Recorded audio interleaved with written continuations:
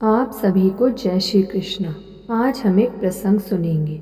Calcutta high court के जज स्वर्गीय श्री गुरुदास बनर्जी अपने आचार विचार खान पान में बड़े कट्टर थे। मांड रिव्यू के पुराने एक अंक में श्री अमल होम ने इस संबंध में उनके जीवन की एक घटना का उल्लेख किया था। लॉर्ड कर्जन के समय जो कलकत्ता विश्वविद्यालय कमीशन नियुक्त हुआ था, उसमें गुरुदास भी एक सदस्य थे। उसका कार्य समाप्त होने पर शिमला से वे वायसराय के साथ उनकी स्पेशल में कलकत्ते जा रहे थे। कानपुर में वायसराय ने उन्हें अपने डब्बे में बुला भेजा। दोनों में बहुत देर तक कमीशन की सिफारिशों के संबंध में बातचीत होती रही। इतने में ही दोपहर के खाने का समय हो गया। वायसराय ने श्री गुरुदास से कहा कि जाइए, अब आप भी भोजन कीजिए। उन्होंने इसके लिए धन्यवाद देते हुए कहा, मैं रेल में कुछ नहीं खाता। यह सुनकर वायसराय को बड़ा आश्चर्य हुआ और उन्हें विश्वास ना हुआ। उन्होंने फिर पूछा तो उत्तर मिला, मैं रेल में कुछ गंगाजल रखता हूँ और केवल उसी को पीता हूँ। इस पर वायसराय ने फिर पूछा, तब फिर आपका लड़का क्या करेगा? श्री गुरुदास ने कहा, जब तक मैं उपवास करता हूँ वह भला कैसे खा सकता है? घर की बनी हुई उसके पास कुछ मिठाई है, भूख लगती है तो वह उसे खा लेता है। वायसराय ने कहा, तो फिर मैं भी नहीं खाऊंगा जब तक आप नहीं खाते। आगे किसी स्टेशन पर गाड़ी खड़ी हो रहेगी और वहां आप अपने नियम अनुसार भोजन कर लें। श्री गुरुदास ने बहुत समझाया कि इसकी आवश्यकता नहीं है, आपको कष्ट होगा, पर वायसराय ने एक भी ना सुनी और अपने शरीर रक्षक को तुरंत बुलाकर पूछा कि अगले किस स्टेशन पर गाड़ी खड़ी होगी। उसने उत्तर दिया, हुजूर, इलाहाबाद में। वायसराय ने कहा, अच्छी बात है, जब तक डॉक्टर बनर्जी का भोजन नहीं हो जाता हम वहीं ठहरेंगे। प्रयाग स्टेशन पर स्पेशल रुक गई। पिता पुत्र दोनों ने जाकर संगम पर स्नान किया और त्रिवेणी तट की रेती पर दाल भात बना खाकर सब लौटे। तब वही गाड़ी आगे बढ़ी। श्री गुरुदास कहा करते थे कि जहाँ जिसके साथ जो कुछ खा पी लेने से जाती जाती है या नहीं, यह दूसरी बात है, पर इन नियमों के पालन से आत्मसंयम और अनुशासन की कितनी अच्छी शिक्षा मिलती है, जिसका जीवन में कुछ कम मूल्य नहीं है। नियम पालन में किसी की कट्टरता देखकर उसका उपहास भले ही किया जाए, पर हृदय में उसके प्रति आदर भाव भी बिना जागृत हुए ना रहेगा। लॉर्ड कर्जन सरीखे उद्दंड वायसराय को भी इस कट्टर सनातनी के वहमों का आदर करना पड़ा, परंतु आजकल तो अनुशासन और संयम का कुछ भी मूल्य ही नहीं है। उनसे तो स्वतंत्रता और सुख में बाधा पड़ती है। आजकल तो जीवन का मंत्र है स्वतंत्रता और भोग, वैसा ही फल भी मिल रहा है। अगला प्रसंग। राम तारण चक्रवर्ती नाम के एक सज्जन कलकत्ते में किसी व्यापारी फर्म में काम करते थे। उनके घर में स्त्री और 10-12 वर्ष की एक लड़की के सिवा दूसरा कोई नहीं था। एक दिन कार्यालय से लौटने पर उन्होंने देखा कि उनकी स्त्री और लड़की बड़े आनंद से एक पत्र पढ़ रही है। उन्होंने पूछा, किसका पत्र है, क्या बात है? लड़की बोली, क्या आपने नहीं सुना? छोटे मामा का विवाह है। उन्होंने आपको और हम लोगों को देश जाने के लिए विशेष आग्रहपूर्वक पत्र लिखा है।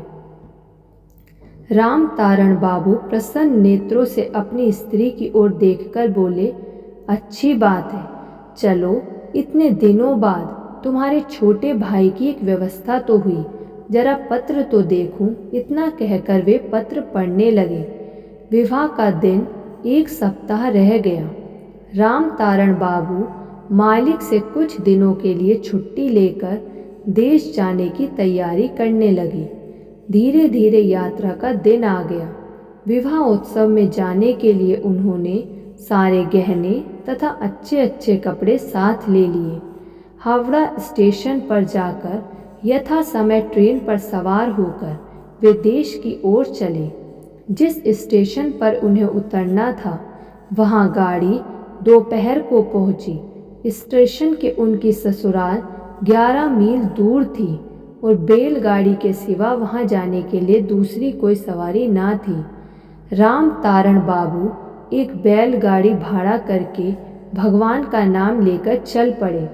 गाड़ीवान उनके साथ तरह तरह की बातें करने लगा और सरल हृदय राम तारण बाबू ने भी निष्कपट भाव से सारी बातें उससे कह डाली।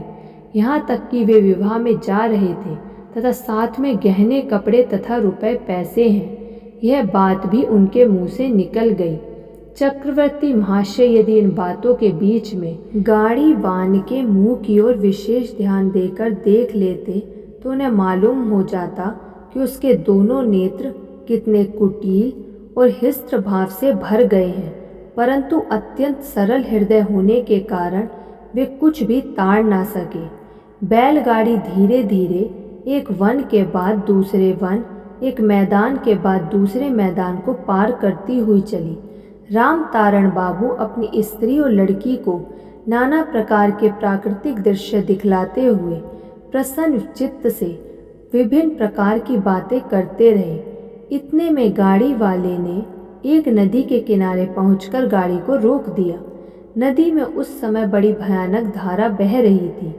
गाड़ी से पार करने पर विपत्ति की संभावना थी। नदी उतनी गहरी नहीं थी लेकिन बहुत चौड़ी थी, अतएव चक्रवर्ती महाशय बहुत डर गए। गाड़ीवान ने चक्रवर्ती महाशय की ओर देखकर कहा, बाबूजी, समीप ही हमारा परिचित गांव है, हम वहीं से किसी को बुला लेते हैं। एक और आदमी की सहायता मिलने से नदी पार होने में विशेष कष्ट ना होगा। चक्रवर्ती जी उसी में राजी हो गए। तब गाड़ीवान ने उन लोगों को गाड़ी से उतरने के लिए कहकर बैलों को गाड़ी से खोल दिया। बैल छुट्टी पाकर आनंद से नदी के किनारे घास चरने लगे। लगभग आधे घंटे के बाद गाड़ीवान एक दूसरे आदमी को साथ लेकर पहुंचा। उस दूसरे आदमी की यमदूत के समान मुखाकृति तथा हिंसा भरी क्रूर दृष्टि देखकर चक्रवर्ती जी मन ही मन डरने लगे, परंतु उनके मुंह से कोई बात न निकल सकी। गाड़ीवान और उसका साथी दोनों चक्रवर्ती जी के समीप आकर सामने खड़े हो गए और तड़क कर बोले कि तुम्हारे पास जो कुछ है सो तुरंत दे दो, नहीं तो इस छुरे से तुम्हारा काम तमाम करके नदी में डुबो देंगे। इतना कहकर दोनों ने बड़ी तेज शान धराए हुए छुरे निकाल लिए। चक्रवर्ती महाशय, उनकी स्त्री और लड़की सब डरकर चिल्ला उठे। दोनों डाकू छुरे हाथ में लिए उनकी ओर चढ़े। चक्रवर्ती महाशय बहुत अनुनय विनय करने लगे और प्राण रक्षा के लिए दोनों डाकुओं के चरणों पर गिर पड़े। डाकुओं ने कहा, तुम्हारे पास जो कुछ गहने कपड़े और रुपए पैसे हैं सब अभी हमारे हवाले कर दो। चक्रवर्ती जी ने कोई उपाय ना देखकर सारे रुपए तथा गहने दोनों डाकुओं को दे दिए। धन हथियाने के बाद दोनों डाकू बोले कि यदि तुम बच्चे रहोगे तो पुलिस में खबर देकर हमको पकड़वा दोगे, अतएव तुम लोगों को मारकर हम इस नदी में डुबो देंगे। इतना कहकर दोनों डाकू छुरे लिए उनकी ओर बढ़े। चक्रवर्ती जी और उनकी लड़की प्राण के भय से भीत होकर रोते रोते विपत विदारण भगवान मधुसूदन को जोर जोर से पुकारने लगे। डाकू छुरे भोंक ही रहे थे कि अचानक एक अघटन घटना घटी। दोनों बैल समीप ही घास चर रहे थे। कोई नहीं कह सकता कि क्या हुआ, पर दोनों बैल सींग नीचे करके आकर बिजली की तरह टूट पड़े और दोनों डाकुओं को सींगों से मारने लगे। सींगों की भयानक चोट से दोनों डाकू घायल होकर दूर गिर पड़े। जहाँ जहाँ सींग लगे थे वहाँ वहाँ से बहुत जोर से खून बहने लगा। वे वेदना से छटपटाते हुए मिट्टी में लौटने लगे। सहसा इस अद्भुत घटना को देखकर चक्रवर्ती महाशय, उनकी स्त्री और लड़की विस्मय से कि कर्तव्य विमूढ़ होकर पत्थर के समान स्तब्ध रह गए। इसी बीच उसी मार्ग से दूसरे राही आ निकले उन्होंने इस भीषण दृश्य को देखकर चक्रवर्ती महाशय से पूछताछ की। चक्रवर्ती जी ने निष्कपट भाव से सारी बात कह डाली। उन राहियों में एक आदमी चौकीदार था। वह उसी समय उन दोनों डाकुओं को बांधकर थाने में खबर देने चला।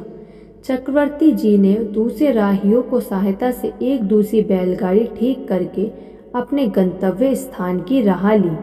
अदालत में मुकदमा चलने पर दोनों डाकुओं को कठोर कारागार का दंड मिला। चक्रवर्ती जी ने बहुत प्रयत्न करके उन दोनों बैलों को खरीदकर अपने घर में रखा और उनकी सेवा की। इसके बाद जब कभी भी कोई उस घटना के विषय में उनसे पूछता तो वे भक्ति से गदगद चित होकर कहते कि कौन कहता है कि भगवान जीव की करुण प्रार्थना नहीं सुनते, नहीं तो उनके बिना इन दो अबोध प्राणियों को, दोनों डाकुओं का दमन करने के लिए किसने प्रेरित किया। ये यंत्र है, वे यंत्री हैं। इतना कहकर चक्रवर्ती महाशय भाववेश में रो पड़ते। धन्यवाद। ऐसे और प्रसंग सुनने के लिए आप इस चैनल को सब्सक्राइब कर लीजिए और इस वीडियो को लाइक कर दीजिए।